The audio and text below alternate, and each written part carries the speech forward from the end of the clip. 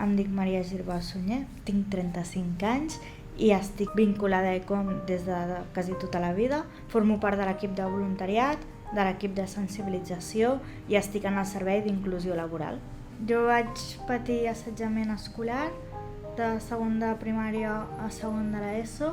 Els mestres em rebutjaven i em treien els exàmens per posar-me un 0, o si els companys em pagaven, doncs en vez de venir un professor tenia que venir la meva cosina. Vaig ser valenta, això crec que aquestes situacions em van empoderar i ara estic encara més vinculada a la Federació ECOM fent xerrades sobre que encara que tingui una discapacitat doncs puc viure com qualsevol altra persona.